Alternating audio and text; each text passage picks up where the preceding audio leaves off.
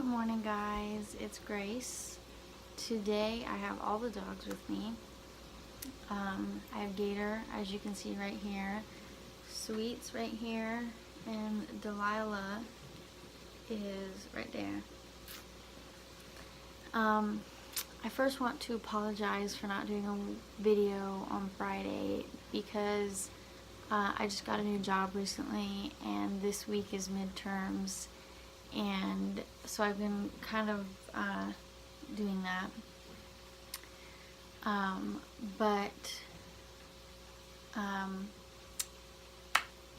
have a video today, so I don't know. I will try not to miss any more days, but we'll see. I will have spring break though next week, so I shouldn't be doing anything, which will give me time to, do my videos as scheduled. Today's video is going to be about midterms. If you're in high school, you probably already took your midterms. I know some colleges have taken their midterms already too, but if you're like me and you haven't taken them yet, or this is the week to be taking them, then this video will be helpful for you. And this kind of applies to any test in general, but I'm just kind of making it midterms because that's what a lot of people are doing right now. So I have 10 things to help you get through, 10 tips to help you get through midterms. I took some of these from a article that I will link in the description. The first 5 I came up with, and they are stuff to do before you take your test. The last 5 are ones that came from the article, and this is stuff to do during the test. So the first one is get enough sleep. I am sure that you've heard this from every teacher you've ever had. But they're not wrong. If you walk into the test or into the classroom to take your test and you're tired, you can barely keep your eyes open, there's no way you're going to do good on the test. Because you're going to be so focused on keeping your eyes open and all this stuff, and it's just going to distract you. The second one is to eat before your test, which kind of, you've probably heard this from teachers as well, but it kind of relates to getting enough sleep, because if you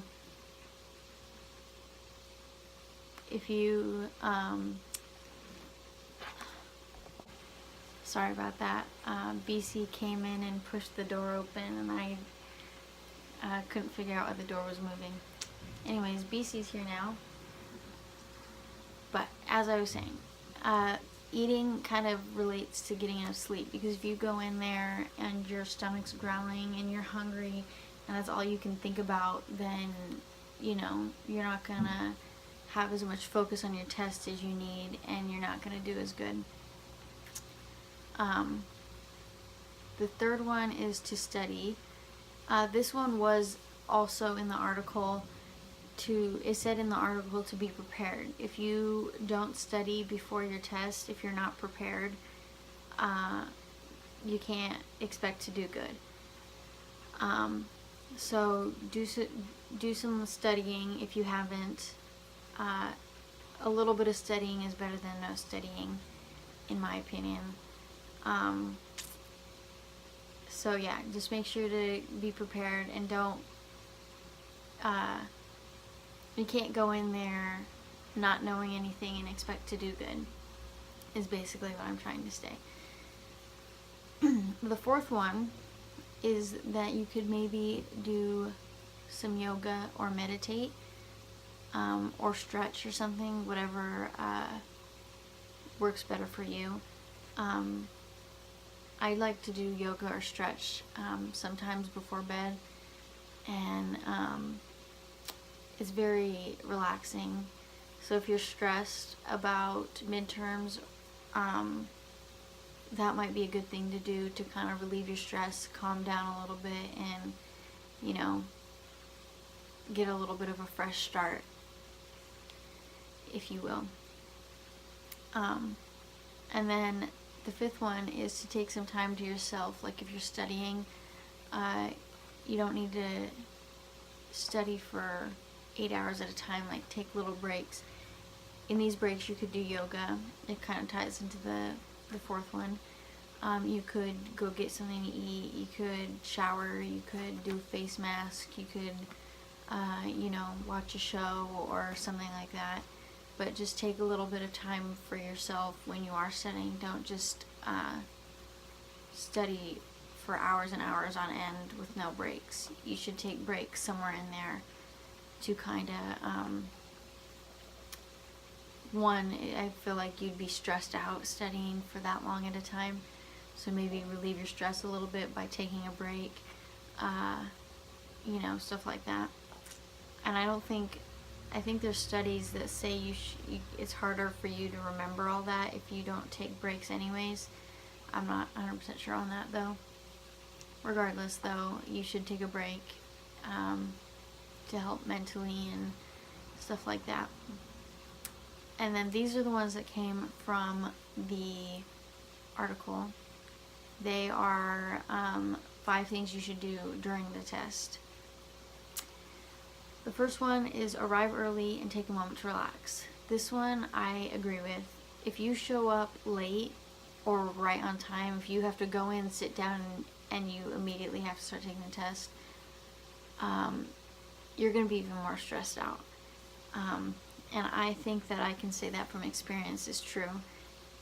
It's much more relieving to be able to go in, sit down, and take a minute before I have to take the test. And if you do have like flashcards or something, you could study them really quick, kind of get it fresh in your brain before you take the test, so that, just kind of having it fresh is better than having studied like an hour ago, you know what I mean? And then it is stressful to have to go in there and immediately start taking your test. The moment to relax, a little bit extra time of studying is very helpful personally when taking tests. The 7th one is to listen to last minute instructions from your professor. I also agree with this. Sometimes, depending on your professor, they might say things that are important that you need to know. And if you're not listening, it could make taking your test harder. Sometimes if a question's tricky, my teachers at least, will tell us like, oh, watch out when you get to number whatever, read it carefully, stuff like that. Or they might give us hints and stuff like that. So make sure you're listening to what your professor is saying before you take the test. If he wants it done a certain way, like if he doesn't want you to write on the test, that would be something to listen to. Whatever instructions they may have, that if you don't listen, then it's gonna make it harder on you. Number 7 is to do a memory dump.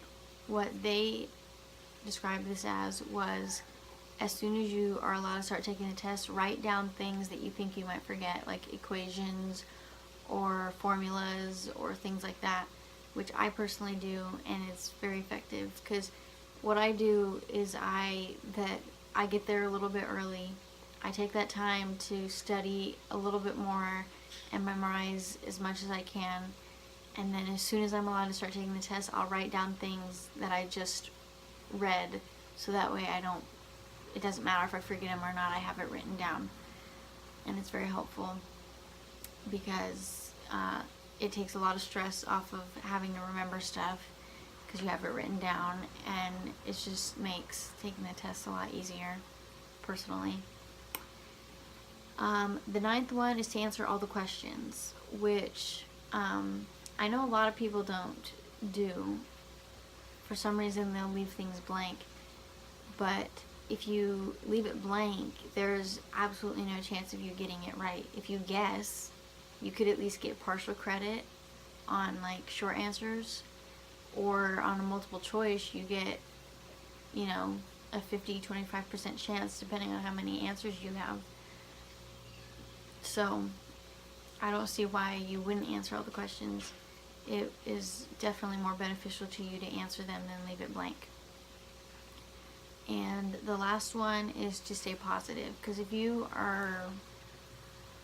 have a negative attitude and you're, worried about all this stuff and just so negative, I don't want to take this test, and oh, this is stupid and stuff like that, it's just gonna, I feel like it's just gonna make you more anxious and more stressed out, and it's probably not gonna help the people around you either. You're probably gonna make them more stressed out as well. So I think it would be beneficial to you and the people around you to keep a positive attitude about tests, because if you're in high school, I mean, you kind of have to do it, but if you're in college, it was a choice. You're doing it to, get your degree or whatever. This is something you chose to do to get somewhere you want to be. Don't give up now. Once you push through this hard part, once you get through this one obstacle, you'll be one step closer to being where you want to be, which might be getting your degree, whatever degree you're getting, or getting a job once you're out of college, or, whatever that goal might be. You're one step closer. So think of it as a good thing, not a bad thing. But yeah, that is my video for today. I hope you enjoyed.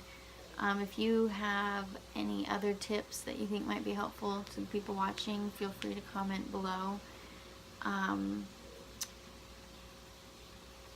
If not, then I hope you enjoyed this video, and don't forget to like, comment, and subscribe, and I'll see you guys on Wednesday.